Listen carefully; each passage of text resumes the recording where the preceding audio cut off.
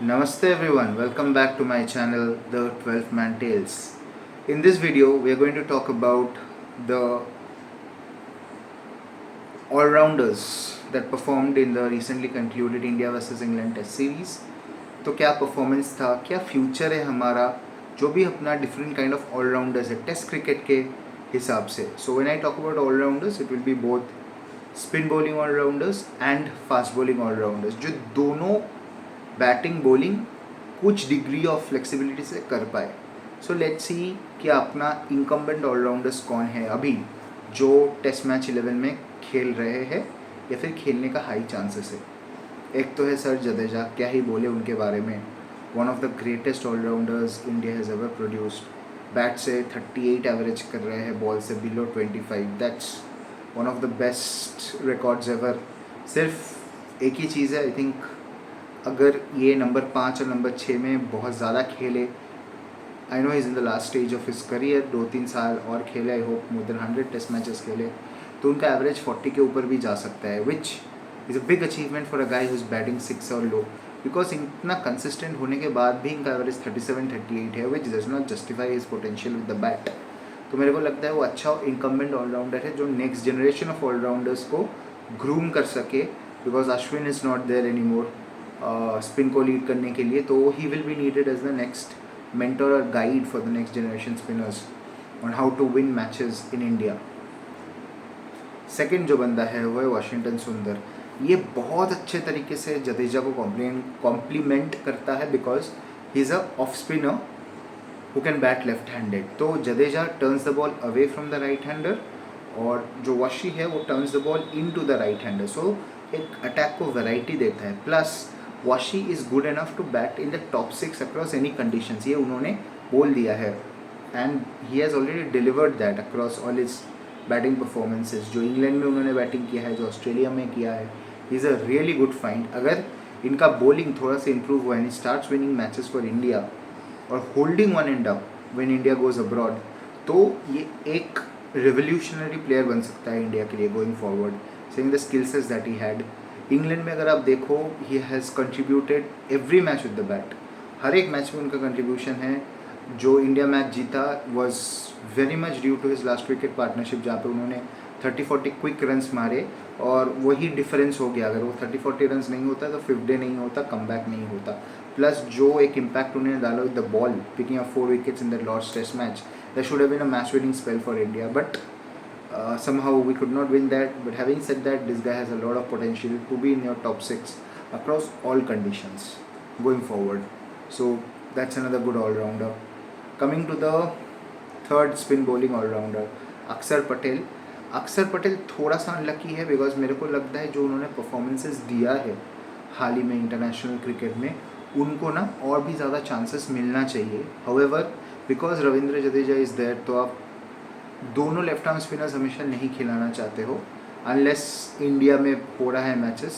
Outside में तो नहीं खिलाना चाहोगे till the time Jadeja is there, तो वो थोड़ा अंडर द रेडार जाता है. But a very handy cricketer, left handed bat, left handed spin bowler. एक ही चीज़ है, अभी बहुत ही इंडिया ओरिएंटेड बॉलर है, सबकॉन्टिनेंट ओरिएंटेड बॉलर है. बाहर कैसे प्रदर्शन करते हैं वो देखना पड़ेगा and that can only happen once Jadeja retires because till or he has lack of form. Till that time I think थोड़ा अक्सर को वेट करना पड़ेगा, but definitely a very good backup to have and a very handy player as well. Another guy who has the potential to bat in the top 6 and be that holding bowler in Sena countries and be that wicket taking spinner in subcontinental conditions. और कौन allrounder है spin bowling में जो अभी उबलते हुए आ रहे हैं and can be a good player going forward or at least can push into the Indian team? और तो मेरे मन में नहीं आ रहा है. No names right now that I can think of. If you know of any, please do suggest in the comment section and I'll do my research on that player and try and bring you the best possible knowledge base on that specific player. But these are the 3 spin bowling all-rounders which India have, and I think 3 is good enough for now because they're going to serve at least the next 2 to 3 years, and by that time hopefully एक और बंदा आ जाएगा who will be as good and will be ready to push his case in the Indian team. Now coming to my favorite breed of cricketers, the spin bowling all-rounders. India के लिए एक seam bowling allrounder पाना मतलब एक once in a blue moon kind of a situation होता है, इतना rare है. So let's see the allrounders we have in our test match arena. I think Nitish Reddy has been a revelation since the time he has come into the Indian team. I know ये थोड़ा सा stretch लगेगा but let me tell you why. अगर Nitish Reddy batsman हो सकते हैं जो Australia में वो बैटिंग कर रहे थे और बॉलिंग कर सकते हैं जैसे वो इंग्लैंड में किया, 2 टेस्ट मैच खेला, इन्होंने थोड़ा इंजरी था, then he is a bonafide number 6 going ahead and he can solve a lot of problems. उसमें क्या होगा, आपको 5 बॉलर्स हमेशा आप खिला सकते हो, 4th सीमर वो रहेंगे एंड वो बैटिंग भी कर पाएंगे. So you can play an attacking spinner as well if you want to. So that solves a lot of problem for you going abroad. So Nitish Reddy I think has been one of our finds. I hope he goes and plays all the 3 formats. He is not needed to play all the matches. I think India के लिए going forward, India में next T20 world cup है, उसके बाद south Africa में one day world cup है, तो उन दोनों में I think he will be in the squad. Definitely वो स्क्वाड में रहेंगे. क्या होता है उसके बाद I don't know, but he should be playing the ICC tournaments and he should be playing every test match for India going forward if he is fit. Even in India I think they should groom him to bat at 6 या फिर 7 as a batsman, let him improve and then add on to his bowling. तो उसमें क्या होगा, उसको confidence मिलेगा as a batting all-rounder. Going abroad he can start developing his bowling as well. One day or T20 में तो he has to become the 6th bowling option for India. So I think that's the roadmap for him and very exciting cricketer, one of the best talents that I'm looking forward to see over the course of the next few years in Indian cricket. Second जो allrounder है test cricket के लिहाज से वो है Shardul Thakur. Now बहुत सारे लोग ये बोलते हैं ना कि शार्दुल ठाकुर को चांसेस नहीं देना चाहिए, वो अंडर परफॉर्म करता है, but think about this, Shardul Thakur जैसा कितना क्रिकेटर्स है अब इंडिया के पास. Only Nitish Reddy who is pushing for a place in the 11. तो शार्दुल ठाकुर को हमें ना थोड़ा ज़्यादा चांसेस देना पड़ेगा, उनको कॉन्फिडेंस देना पड़ेगा. प्रॉब्लम क्या होता है शार्दुल ठाकुर के साथ, प्रॉब्लम ये होता है Shardul Thakur is considered as a seam bowling allrounder. मतलब जो बंदा 4th सीमर होगा, more of a bowler and थोड़ा 20-30 रन कंट्रीब्यूट करेगा, बट उनका बॉलिंग इतना ख़राब हो गया है इन द रिसेंट ईयर्स कि you can not trust him as a 4th bowler. बहुत सारा रन्स लीक करते हैं, विकेट नहीं ले पाते हैं, वो मैजिक टच या फिर जो विकेट टेकिंग एबिलिटी था वो थोड़ा कम हो चुका है. सो कॉन्फिडेंस उनको वापस लाना पड़ेगा. आई थिंक रणजी का सीज़न जब स्टार्ट होगा, let him go and play. India में उनको शायद चांसेस नहीं मिलेंगे, but he is a very important cog in the wheel for the test matches when we go to New Zealand in a years and a half time. So let him prepare for that.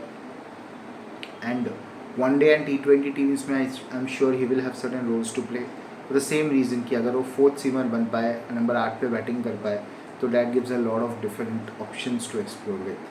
और क्या नाम है seam bowling allrounders में अभी India में who can play test cricket. I think genuine allrounders तो नहीं है, बट कुछ ऐसे बॉलर्स है जिनको हम डेवलप कर सकते हैं एज अ बॉलिंग ऑलराउंडर, जो नंबर 8 या नंबर 9 पे बैटिंग करे, नंबर 8 पे ही बैटिंग कर ले at least, and can be one of your top 4 seamers. तो 2-3 नाम है जो मैं बोलना चाहता हूँ. एक है दीपक चाहर, दूसरा है अपना हर्षित राणा, तीसरा Akashdeep if he sort of puts a bit of thought in his batting. शायद आकाशदीप नहीं है, lot of people will tell me that, but बाकी जो मैंने 2 नाम लिया ना, Deepak Chahar genuinely can bat at 8, हर्षित राणा का फर्स्ट क्लास एवरेज कुछ 40-41 है, तो बैटिंग बैटिंग आता है. सो अगर इनको थोड़ा बहुत भी बैटिंग आता है, if India can really make them into proper bats at number 8, थोड़ा सा प्रैक्टिस करा के, थोड़ा सा कॉन्फिडेंस दे के, and ask them to bat at 7 every time they play for their state team या फिर जो भी वो क्रिकेट फर्स्ट क्लास लेवल पे खेल रहा है, उनको टेस्ट करे, तो आई थिंक इंडिया और 2-3 ऑलराउंडर्स ऐसे बना सकता है जो 8 या उसके नीचे बैटिंग करे एंड प्रॉपर बॉलिंग भी कर ले. तो उनका प्राइमरी स्किल है बॉलिंग, बट वो नीचे में आके थोड़ा बहुत रन कर पाए. ये टाइप ऑफ प्लेयर्स ना हमें बहुत चाहिए होगा गोइंग फॉरवर्ड. ऐसा टाइप ऑफ क्रिकेटर्स इंडिया में नहीं है, या इंडियन टीम के आसपास में नहीं है, जो बैटिंग भी कर ले प्लस प्राइमरी बॉलर्स हो. तो ये sort of cricketers is the gap which I सी.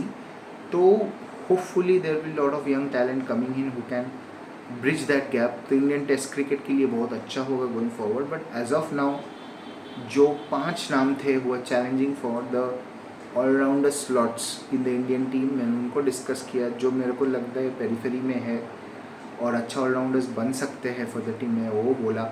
कुछ अगर नाम आपके जहन में है तो लिखिए कमेंट सेक्शन में, I definitely look into it. Thank you for joining in and do like share and subscribe. मौसम दत्ता साइनिंग ऑफ.